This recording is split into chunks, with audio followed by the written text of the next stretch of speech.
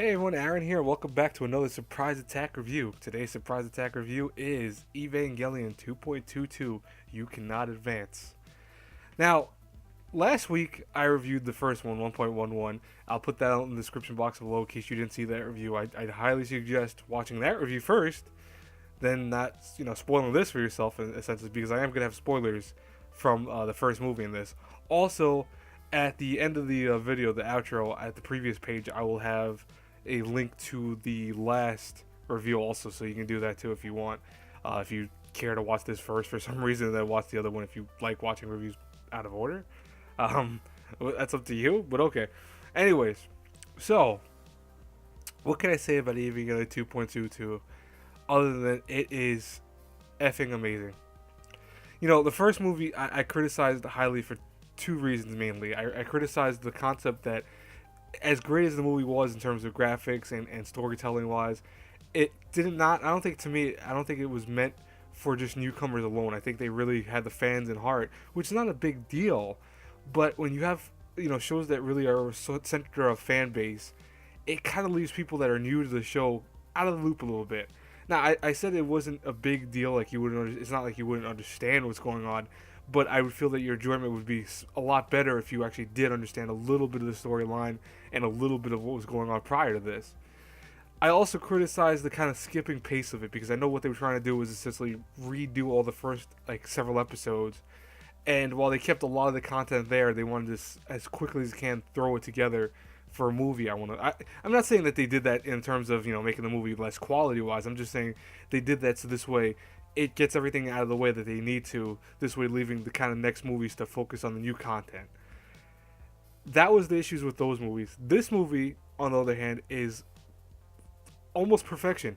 I'm honest to God, I love this movie. This was so much better than the first one, and it's ironic because I think many ways when you hear about a sequel, only in anime does the sequel ever live up to the first one. It's Western audiences and Western people in general know that Western movies and Western TV shows, they typically when they have a sequel don't live up to what the prior incarnation was of the show. This, however, is actually better than the first one, which is actually amazing. So, let's go over what happened in the last movie. Essentially, not very much happened in the last movie, so I'm not really spoiling a lot by saying that. Shinji is still piloting the Evangelion Unit 1. You saw that there's a bigger picture in terms of what's going on, that his father is actually really manipulating a lot of things behind the scenes. You met Ray, you met his friends, you met various characters here or there, but it really wasn't a lot of spoilers. So when I said at the beginning of this that was going to be big spoilers, I was lying. It's not going to be huge spoilers. You can watch this out of the review, out of sequence if you really want to. But Evangelion 2.22 does a lot of things different in terms of the story. This is where, if you've ever seen Evangelion, the original series, this is where the biggest turn for the whole entire show comes in place. A lot of stuff that you thought of and you remembered vaguely or strongly in the first one, depending on when you saw it, is turned on its head. Where certain characters are not per se doing what they were doing in the first iteration of the show, and even more so, there are added characters here and there. You get the new character Mari, who she is a whole new Evangelion pilot. What's compared to the original pilot, who was actually Shinji's friend, was Evangelion pilot 3. Now it's this Mari girl who's from a country you don't really know about initially right away. And yeah, her introduction is crazy. She's introduced in a very interesting way for the show. Now, what's really good about Evangelion 2.22 though is that because it's all new content, this is where if you're a returning fan, you don't feel like this is now this is the same stuff I saw last time, or it really does this kind of cool thing where it shows off a lot of concepts from the original iteration of Evangelion. So if you watch the old 90s show, you see some kind of similarities here and there because there are some scenes and some moments that are still represented here. But for the most part, 95% of this movie is completely different in terms of how everything goes about and how certain events take place in the show. Now, what I also really love about this is the graphics and animation and art in general all look a lot more polished than the first movie. I don't know why, but everything has a lot more of a pop to it. It looks really beautiful. It has really strong imagery.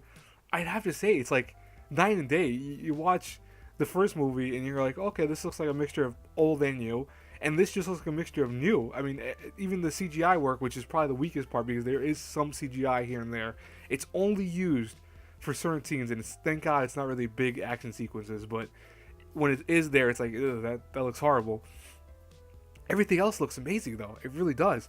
And storytelling wise, I was watching this and I was like, I can't look away from the screen.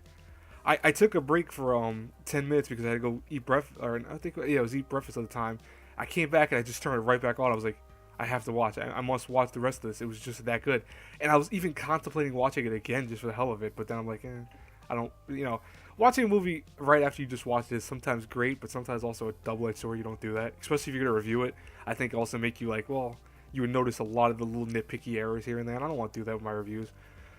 But I will say that this is phenomenal. Did I say that before already? I said that probably a dozen times already, but I'm being honest with you guys. This is awesome. This really shows what, the company wanted to do, where they want to take this series, rebuild it. When they called it the rebuild of Evangelion, they meant it. It's noticeable here, especially with some of the storytelling and just the characters in general, how they kind of are different than how they were originally.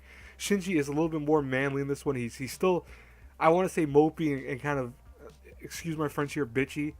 Really he is, because I mean he does whine a lot, but he's a lot more grown up in this, I think, at the same time, where you start seeing a different side of Shinji, where he's willing to put his life on the line for people he cares about, and it's just because he cares about them, not anywhere else. That's really, I like that. I mean, I think it's really a good showing of his character. Now, overall, does it end on a great note? Yeah, this show makes you want to watch the third one, and thank God, I'm being honest with you, thank God I waited for 3.33 to come out first in America before I went to go watch the before I went to watch this, because honestly I would have been pissed off waiting this long for the next movie coming out. I mean, it just ends on a note that you really want to see the next part, and I'm gonna review it, of course. I'm gonna watch it if I didn't already, because maybe when this comes up I'll already have watched it by now. But I will just say, if I had to review this A through F, stand back on this, guys. A, solid A all across. This is just phenomenal. That the other show, which was only around a B, I think I gave it, went up to an A, because it's so much better than the first movie, and I think it just does so much stuff right with it. It still has that great storytelling where you are trying to piece together everything, but you really don't fully understand every single detail. And over the course of the show, you will begin to. But like I said in the first review, it likes to mess with you, where you think you're understanding something and then kind of twist itself a little bit. So it's like, wait, what? Oh crap, that happened. I lost completely what was happening. But it does in a way that makes you want to keep watching it. It is just that good. I know I'm hyping it up a little bit, guys, but if you love Evangelion as much as I do, you're gonna love this movie. It's just awesome. And even if you don't like Evangelion, you watch the first movie and then watch the second one, I'm sure that will make you an Evangelion fan. Trust me, it's just that good. Anyways, guys, that's it for today's review. Tune in next week again for the third video, 3.33. You cannot redo. And as always, guys, please like, comment, subscribe. And until our paths cross again in the next review, have a good one, everyone. Bye bye.